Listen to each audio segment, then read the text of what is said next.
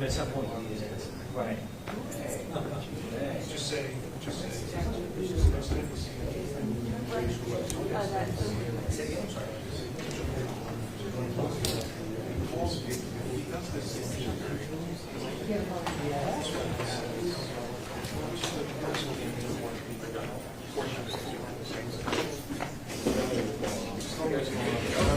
Yes, and somebody but what he doesn't know is I know it's all wrong. And that's what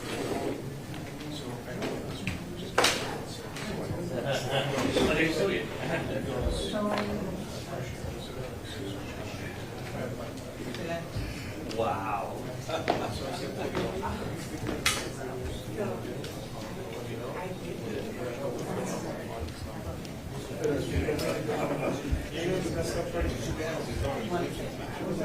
Really? Yeah. They live a block away. Wow. Yeah. It's on I think that's great. It's rocking.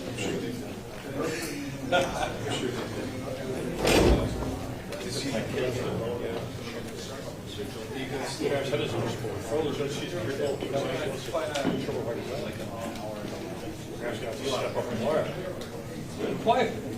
Not like where you are. Where you there.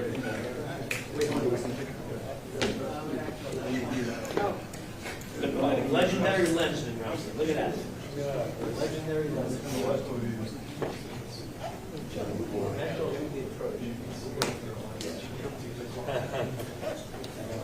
You could take my car. Your studio. Lita? Yeah. How are you doing?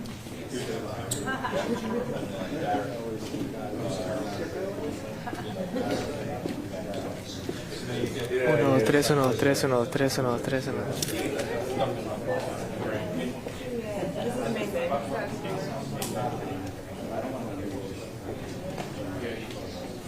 I mean, I don't know what to do. Yeah, maybe they might.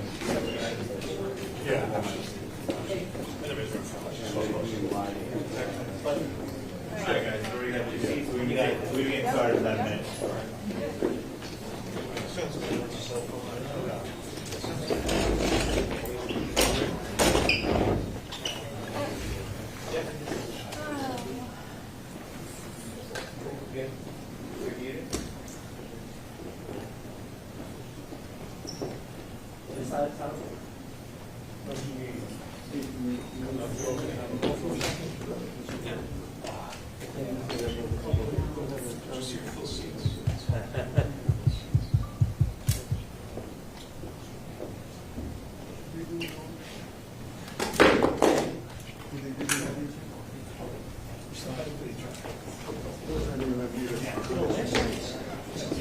Hands up.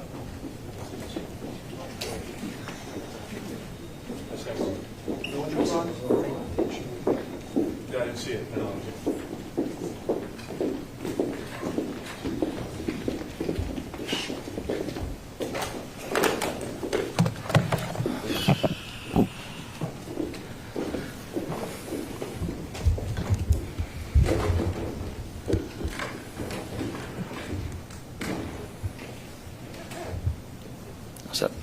Good afternoon. I'm Chief Detective Joe Kenny, and I'm joined with the Chief of Patrol, Philip Rivera. I'm here to provide an update on the fatal shooting of a 16-year-old girl that occurred yesterday in the Bronx. At approximately 5:04 p.m. yesterday, Everett Jeffrey was shot in the head outside of Bronx Latin Intermediate School, number 158, near the intersection of Holmes Street and Union Avenue. Video surveillance recovered from the school shows a group of teenagers engaged in a physical altercation near the school. This incident is going to be deemed gang-related. It involved members of two rival gangs and followed a previous fight that had taken place earlier that day. During this altercation, a 14-year-old male produced a firearm and fired 3 rounds into the crowd of other teens. The victim, Everett Jeffrey, was not involved in this dispute. She was an innocent bystander who was simply trying to take cover behind a brick wall and was struck in the head by one of the rounds. She was transported to EMS to Lincoln Hospital, where she was pronounced deceased at 5:56 p.m. The NYPD immediately deployed members of the 4-2 Precinct Detective Squad, Bronx Homicide, and the Bronx Warrant Squad to begin our investigation into this murder. Detectives canvassed the area, reviewed video footage, and interviewed multiple witnesses throughout the evening and into the early morning hours. Through that investigative work, they were able to quickly identify the 14-year-old suspect last night. At approximately 10:45 this morning, the Regional Fugitive Task Force detectives, along with the United States Marshal Service, located this 14-year-old suspect at 952 Reverend James Polite Avenue near the intersection of East 163rd Street. As the perpetrator attempted to enter a taxi, he realized the presence of police and tried to flee the scene, but our officers moved in quickly and apprehended him without further incident. This apprehension was the result of outstanding, relentless detective work.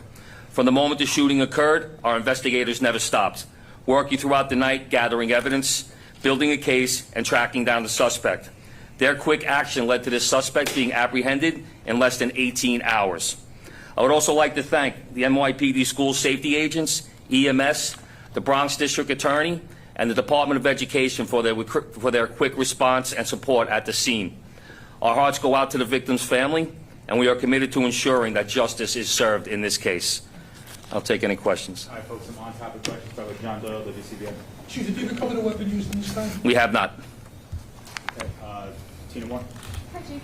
What were the gangs? Can you tell us? Yeah, the gang is going to be KOD, which is Creep on Davidson. That's a new gang to the area. They have no members listed in our criminal group database. Their rival is FOE, Forest Over Everything. They have 16 members in our criminal group database. Okay, more questions? Go to Rocco Daly.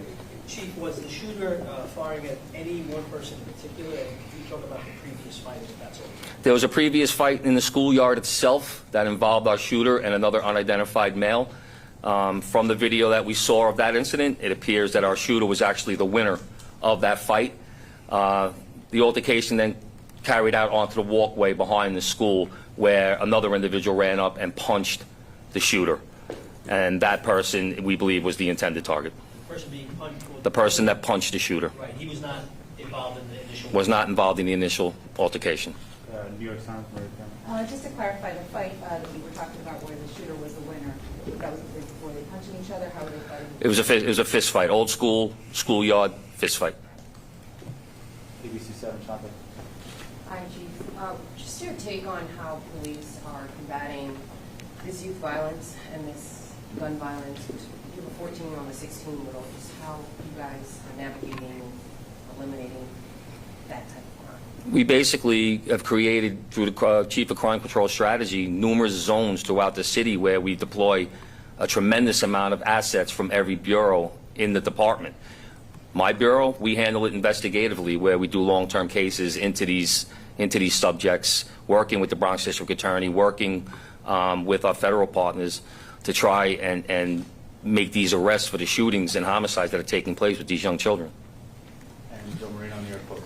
The individual in custody now, he is charged or charges are pending? Charges are pending. We're working with the Bronx District Attorney's office. Does he have any prior history with you guys? He does have interaction with the NYPD in the past.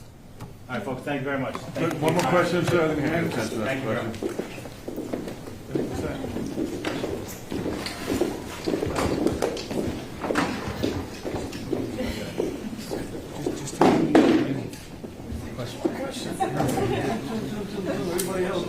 One question.